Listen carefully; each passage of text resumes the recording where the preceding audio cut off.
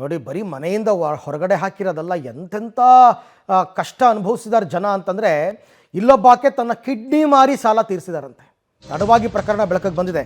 ರಾಮನಗರ ಜಿಲ್ಲೆಯಲ್ಲೂ ಕೂಡ ಮೈಕ್ರೋ ಫೈನಾನ್ಸ್ನ ಕಿರುಕುಳ ಜೋರಾಗಿದೆ.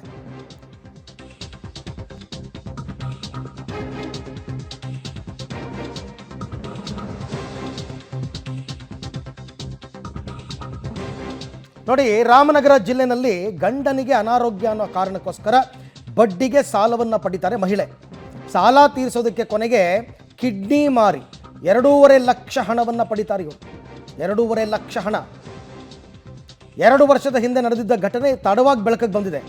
ಮಾಗಡಿಯ ತಿರುಮಲೆ ಬಡಾವಣೆಯ ನಿವಾಸಿ ಗೀತಾ ಅನ್ನೋರು ಮಾಗಡಿ ಪೊಲೀಸ್ ಠಾಣೆಯಲ್ಲಿ ಈಗ ಸದ್ಯಕ್ಕೆ ಅವರು ದೂರನ್ನ ಕೂಡ ಕೊಟ್ಟಿದ್ದಾರಂತೆ. ಕಿರುಕುಳ ತಡೆಯೋಕ್ಕಾಗದೇ ತನ್ನ ಕಿಡ್ನಿಯನ್ನು ಮಾರಿ 2.5 ಲಕ್ಷ ರೂಪಾಯಿ ಸಾಲ ತೀರಿಸಿದ್ದಾರೆ ಪಾಪ. ಈಗ ಇವರು ಕಂಪ್ಲೇಂಟ್ ಕೊಟ್ಟಿದ್ದಾರೆ, ನನಗೆ ಹಿಂಗಾಯಿತು ಅಂತಂದ್ಬಿಟ್ಟು. ಎಂತೆಂಥ ಇದು, ಇನ್ಯಾವ ರೇಂಜಿಗೆ ಟಾರ್ಚರ್ ಇಟ್ಟಿರ್ಬೇಕು ಅವರು. ಕಿಡ್ನಿ ಕೊಟ್ಟಿದ್ದು ಕಿಡ್ನಿ ಕೊಟ್ಟು ಒಂದು 2 ವರ್ಷ ಆಯಿತು ಸರ್. ಹೌದಾ? ಏನಕ್ಕೋಸ್ಕರ ಕೊಟ್ಟರೆ ಕಿಡ್ನಿನ? ನಮ್ಮ ಯಜಮಾನ್ರು ತುಂಬ ಕಾಯಿಲೆ ಇದ್ರು. ನಾನು ಇಬ್ಬರು ಹೆಣ್ಮಕ್ಳು, ಚಿಕ್ಕ ಹೆಣ್ಮಕ್ಳು ಸರ್. ನಮಗೆ ಸಾಕಕ್ಕೆ ತುಂಬ ಕಷ್ಟ ಆಯಿತು. ಹಾಸ್ಪಿಟ್ಲಿಗೆ ದುಡ್ಡಿರಲಿಲ್ಲ, ತುಂಬ ಕಷ್ಟ ಆಯಿತು. ಅದಕ್ಕೆ ಕೊಟ್ವಿ ಸರ್. ಆಮೇಲೆ ಮೈಕ್ರೋ ಫೈನಾನ್ಸ್ ಸಾಲ ತಗೊಂಡಿದ್ವಿ. ಅವರು ತುಂಬ ಹಿಂಸೆ ಕೊಡ್ತಾ ಇದ್ರು. ಹಿಂಸೆ ತಾಳಲಾರ್ದೆ ಕಿಡ್ನಿ ಕೊಟ್ಟೆ ಸರ್. ಹೌದಾ? ಎಷ್ಟು ಕೊಟ್ರು ನಿಮಗೆ ಕಿಡ್ನಿ ಕೊಟ್ಟಿರೋದಕ್ಕೆ? 2 ಲಕ್ಷ ಕೊಟ್ಟರು ಸರ್. ಎಷ್ಟು ಜನ ಬಂದು ಕರ್ಕೊಂಡೋಗಿ? ಎಲ್ಲಿಂದ ಕರ್ಕೊಂಡೋಗಿದ್ದು ನಿಮ್ಮನ್ನ? ನಮಗೆ ಇಲ್ಲಿಂದ ಅವರು ಮಂಜಣ್ಣ ಅವರು ಕಿಡ್ನಿ ಕೊಟ್ಟೋಗಿ ಇಲ್ಲಿಂದ ಕರ್ಕೊಂಡು ಹೋಗೋರು ಸರ್. ಮಂಜಣ್ಣ ಅಂತನಾ? ಅವರು ಇಲ್ಲಿಂದ ಇದಕ್ಕೆ ಕರ್ಕೊಂಡು ಹೋಗೋರು, ಹಾಸ್ಪಿಟ್ಲ್ ಹತ್ರ ಕರ್ಕೊಂಡೋಗಿ ಬಿಡೋರು.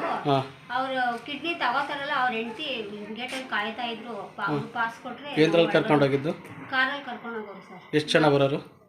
ಅವ್ರ ಗಂಡ ಹೆಂಡತಿ ಇಬ್ರು ಮತ್ತೆ ಮಂಜಣ್ಣ ಒಬ್ರು. ಹೌದಾ? ಆ್ಯಕ್ಚುಲಿ ಆ ಥರ ಕಿಡ್ನಿಯನ್ನು ಕೊಡೋದು ಕೂಡ ಇಲ್ಲಿಗಲ್ಲು. ಹಂಗೆ ಮಾರಾಟನೂ ಮಾಡಬಾರ್ದು ಕಾನೂನಾತ್ಮಕವಾಗಿ, ಗೊತ್ತಾಗ್ತಿಲ್ಲ. ಇನ್ನು ಹಾವೇರಿಗೆ ಹೋಗೋಣ. ಹಾವೇರಿಯಲ್ಲೂ ಕೂಡ ಮೈಕ್ರೋ ಫೈನಾನ್ಸ್ನವರ ಉಪಟಳ ಮಿತಿ ಮೀರಿದೆ. ಮೈಕ್ರೋ ಫೈನಾನ್ಸ್ ಹಾವಳಿಗೆ ದಿವಾಳಿ ಆಗಿಬಿಟ್ಟಿದೆ ಇಲ್ಲೊಂದು ಕುಟುಂಬ.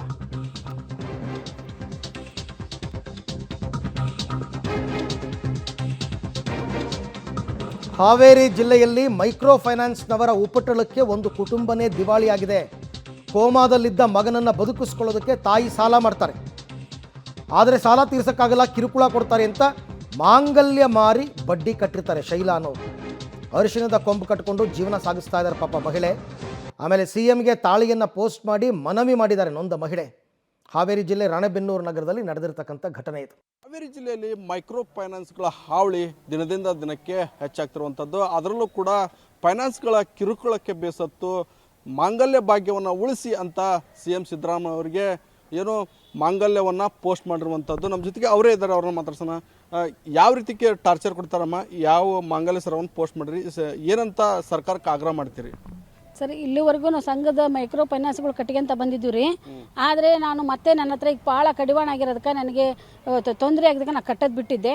ಅದಕ್ಕೆ ಮನೆಗೆ ಬಂದು ಟಾರ್ಚರ್ ಮಾಡೋದು, ದುಡಿ ಹತ್ರ ಬಂದು ಕೆಲಸಕ್ಕೆ ತೊಂದರೆ ಕೊಡೋದು, ರೋಡಲ್ಲಿ ಹೋದರೆ ಹಂಗೆ ಹಿಂಗಂತ ಹೆದರಿಸೋದು, ಏನಾಮಾನ ಬೈಯೋದಕ್ಕೆ ನಾನು ಮನವಿ ಪತ್ರ ಕೊಟ್ಟಿದ್ವಿ. ಈ ಹಿಂದೆ ಹನುಮಂತಣ್ಣರು ಸ್ವಲ್ಪ ಕರ್ಕೊಂಡು ಅವ್ರು ಧೈರ್ಯ ಕೊಟ್ಟದಕ್ಕೆ ಬಾರಮ್ಮ ಅಂದು DC ಆಫೀಸ್ಗೆ ಮನವಿ ಪತ್ರ ಕೊಟ್ಟಿದ್ವಿ.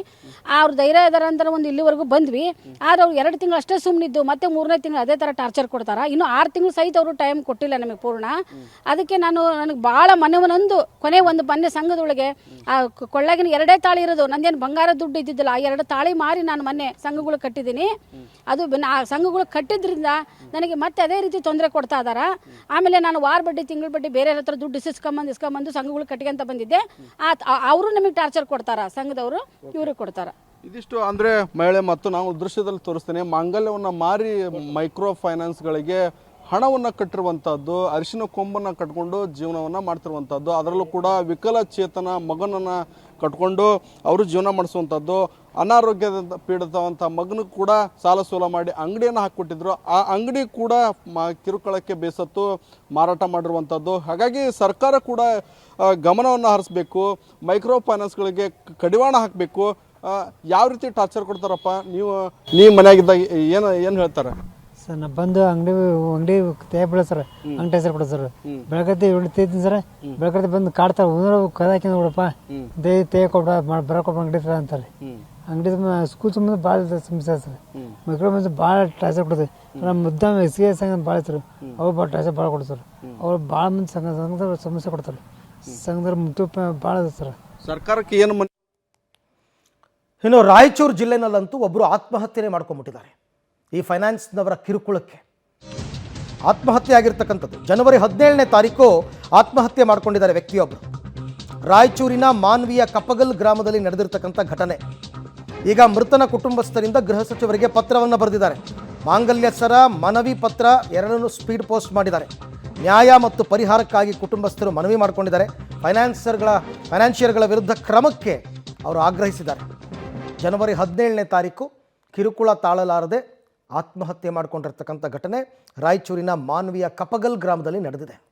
ಸಾಲಬಾಧೆಯಿಂದ ಆತ್ಮಹತ್ಯೆಗೆ ಶರಣಾಗಿರುವ ರಾಯಚೂರಿನ ಮಾನ್ವಿ ತಾಲೂಕಿನ ಕಪಗಲ್ ಗ್ರಾಮದ ಶರಣಬಸವ ಅನ್ನೋ ಯುವಕನ ಕುಟುಂಬ ಈಗ ಕಚೇರಿಯಿಂದ ಕಚೇರಿಗೆ ನ್ಯಾಯಕ್ಕಾಗಿ ಅಲಿತಾ ಇದೆ.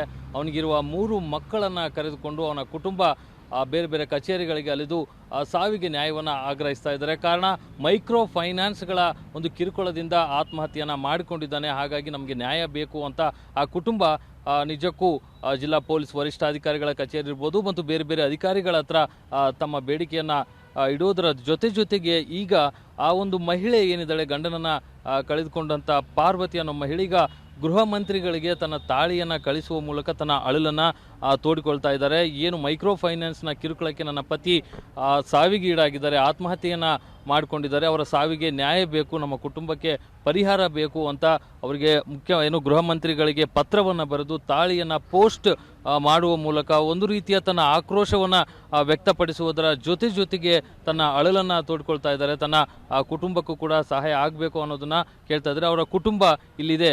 ಆ ಒಂದು ಏನು ಸಾವನ್ನಪ್ಪಿರ್ತಕ್ಕಂಥ ಶರಣಬಸವನ ಪತ್ನಿ ಇರ್ಬೋದು, ತಾಯಿ ಮತ್ತು ತಂದೆ ಎಲ್ಲರೂ ಕೂಡ ಈ ಒಂದು ಇಲ್ಲಿ ಇರುವಂಥದ್ದು. ಅವ್ರನ್ನ ನಾವು ಮಾತಾಡ್ಸೋಣ, ಯಾವ ಕಾರಣಕ್ಕೆ ಅವರು ಯಾವ ರೀತಿ ಹೋರಾಟಕ್ಕೆ ಮುಂದಾಗಿದ್ದಾರೆ ಅನ್ನುವಂಥದ್ದು. ಏನಮ್ಮ ಇದು ತಾಳಿಯನ್ನು ಗೃಹ ಸಚಿವರಿಗೆ ಕಳಿಸ್ತಿರುವಂಥದ್ದು ಏನಕ್ಕೆ? ನಮ್ಮ ಯಜಮಾನ್ರು ಹೋಗಿ ತೀರ್ಕೊಂಡ್ರೆ ಅದಕ್ಕೆ ಕಳಿಸ್ತೀನಿ. ಏನಕ್ಕೆ, ಏನೇನಾಯ್ತು? ಕಂತಿನ ಸಲ ನನ್ನ ಯಜಮಾನ್ರು ತೀರ್ಕೊಂಡ್ರಿ. ಕಂತು ಕಟ್ಟಂದ್ರಿ, ಕಂತು ಕಟ್ಟಕ್ಕೆ ಆಗಲಾರ್ದು ತೀರ್ಕೊಂಡ್ರಿ ನಮ್ಮ ಯಜಮಾನ್ರು. ಅದಕ್ಕೆ ತಾಳೆ ಕಳಿಸ್ತೀವಿ. ನಮ್ಮ ಕಷ್ಟ ನೋಡಿ ಆತಗನ ಕರುಣೆ ಬರಲ್ರ ಮೇಲೆ. ನಮ್ಗೆ ಯಾರಿಲ್ಲ ರೀ ಇಂದ ಮುಂದೆ. ಆತ ಒಬ್ಬತ್ತಿದ್ದ, ಎಲ್ಲ ಆತನೇ ಆಗಿದ್ದ. ಇವಾಗ ಮನೆಗೆ ಯಾರಿಲ್ಲ, ಹೆಂಗೆ ಮಾಡ್ಬೇಕ್ರಿ? ಸಣ್ಣ ಮಕ್ಕಳು ಇದ್ದವ್ರೆ ನಾವು. ಆಗಲ್ದು. ಎಷ್ಟು ಸಾಲ ಇತ್ತಮ್ಮ? ಎಷ್ಟು ಕಡೆ ಸಾಲ ಮಾಡಿದ್ರಿ? ನಮಗೆ 8 ಕೊಂತ ಇದಾವ್ರಿ. ಎಲ್ಲ ಕೊಂತ ಕಟ್ತೀವಿ ರೀ. ಇದೇ ಕೊಂತ ನಿಂತ್ಕೊಂಡತ್ರಿ. ಒಂದು ದಿವ್ಸ ಟೈಮ್ ಕೊಟ್ಟಿದ್ರೆ ನಾವು ಕಟ್ತಿದ್ದೀವಿ ರೀ. ಎಲ್ಲೇನು ಸಾಲ ತಂದು ಅವ್ರು ಟೈಮ್ ಕೊಡಲಿಲ್ಲ ರೀ. ನಿಮಿಷ ಲೆಕ್ಕ ಕೊಟ್ರು, ಇಷ್ಟು ಗಂಟೆ ನೀವು ಕೊಡ್ರಿ ಅಂತ. ಟೈಮ್ ಲೆಕ್ಕ ಕೊಟ್ಟೋದಕ್ಕೆ ನನ್ನ ಗಂಡ ಓದತ್ತ ಆ ಕಡೆ ಹೋಗಿ ಎಣ್ಣೆ ಕುಡಿದು ಬಂದನ್ರಿ ಮನ್ಯಾಗ. ಎಲ್ಲ ಮೀರಿದ ಮೇಲೆ ಬಂದುಬಿಟ್ಟನ್ರಿ. ಅವಾಗ ತಗೊಂಡು ಏನು ಮಾಡ್ಬೇಕ್ರಿ ನಾವು ಸಣ್ಣ ವಯಸ್ಸಿಗೆ ಹಿಂಗಾಗಿ ನನ್ನ ಕಷ್ಟ ಹೆಂಗೆ ರೀ? ಮುಂದಲ್ಲಿ ಜೀವನ ಹೆಂಗೆ ರೀ? ನಮ್ಮ ಸಣ್ಣ ಮಕ್ಕಳು ಇದ್ದವು ನಾನು.